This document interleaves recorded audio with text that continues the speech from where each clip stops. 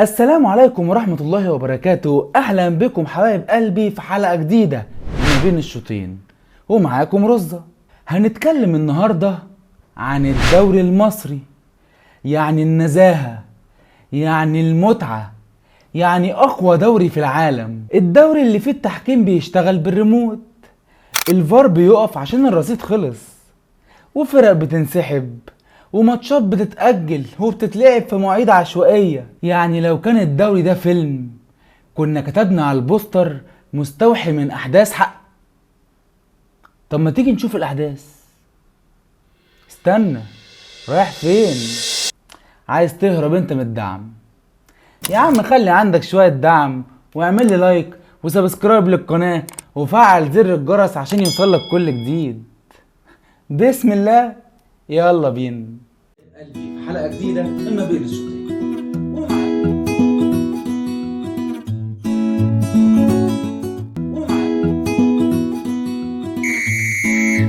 فاكرين لما جابوا الفار في الدوري المصري وقالوا هيحل مشاكل التحكيم؟ احنا بقى اول دوري في التاريخ يجيب الفار عشان يبقى جزء من الخطأ نفسه. في اوروبا والدول المتقدمة الفار بيوقف اللعب دقيقة علشان الحكم يروح بنفسه يتأكد اذا كان الخطأ وقع ولا لا. عندنا بقى الفار بيوقف اللعب دقيقة بس عشان يروحوا يرنوا على خدمة العملاء: لو سمحت حضرتك الكابل فصل، اقفل الراوتر وافتحه تاني. ويجي بقى خبر قنبلة يفجر الدنيا: تعطل الفار بسبب مشاكل مالية مع الشركة المسؤولة. يعني الشركة اللي مشغلة الفار وقفت الخدمة علشان اتحاد الكورة اتأخر في الدفع. تخيل! يعني حضرتك لو بتلعب ماتش قمة وعايز تتأكد من هدف لازم تتأكد الأول الفلوس وصلت ولا لسه. ده كده ما بقاش فار، ده احنا كده مشتركين في باقة رياضية على رسيفر. قول له الفلوس معايا. الفلوس معايا. بعدها جت الفضيحة الأكبر: تسريب صوتي من غرفة الفار في ماتش مهم.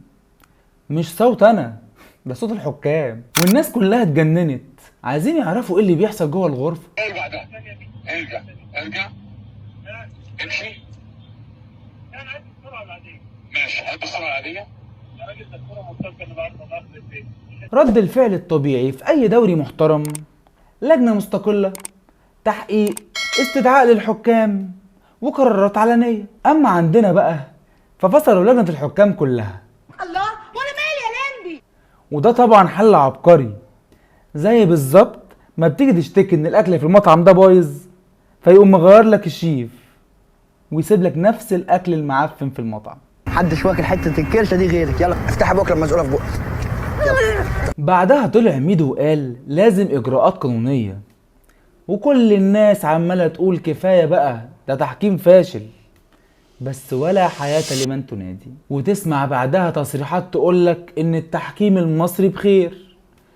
يا عم بخير ازاي وانت كل اسبوع في ازمة جديدة؟ ومن ناحية تانية تيجي تبص تلاقي الحكم محمود البنا، واحد من اشهر الحكام في مصر، فجأة توقف 3 اسابيع لمجرد انه حسب ضربة جزاء غريبة، واتحاد الكرة يطلع يقولك ده حفاظا على نزاهة التحكيم. يا عم حافظ على النزاهة ووقف التحكيم كله وريحونا بقى. احنا عندنا ثقافة غريبة جدا: العقوبة مش عشان الخطأ، لا، العقوبة عشان شكلنا قدام الناس. يعني اهم حاجة الصورة الاعلامية مش العدالة. المشكلة مش في ان الحكم يغلط، المشكلة ان الغلط ده بيبقى له دوافع والناس كلها بتبقى عارفة كده. فاقول لك بقى النزاهة دي تبقى مين؟ طب نيجي بقى لجدول الدوري العجيب بتاعنا. الزمالك قالك مش هلعب لحد ما يتشال موضوع المباريات المؤجلة ده. الصراحة انا اول مرة اقول الزمالك معاه حق. الدوري بقى جدول مرن، كل يوم بتصحى تلاقي ماتش اتأجل وماتش اتقدم حسب المزاج. اصلا مفيش دوري محترم بيبقى فيه ماتشات مؤجلة بعد نص الموسم عشان المزاج، لكن احنا عندنا الدوري بيمشي حسب مواعيد الافراح او مين مات. النهاردة الاهلي مشغول، أجل. معلش بكرة الزمالك رايح يلاعب البط الكيني في كينيا وعنده ماتش مهم في الدوري. يا عم أجل ونبقى نلعب كل ده في الآخر لما الظروف تسمح.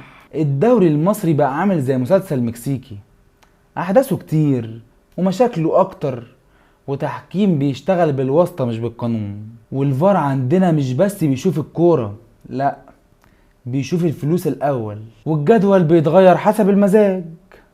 عايزين الاهلي ياخد الدوري؟ ماشي، والنهاية ايه؟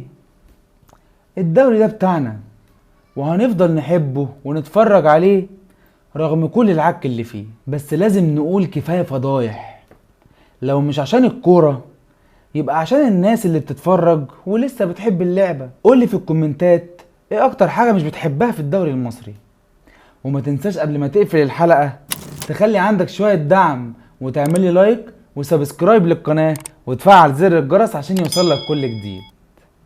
انا رزة، وده ما بين الشوطين، وان شاء الله اشوفكم الحلقة الجاية.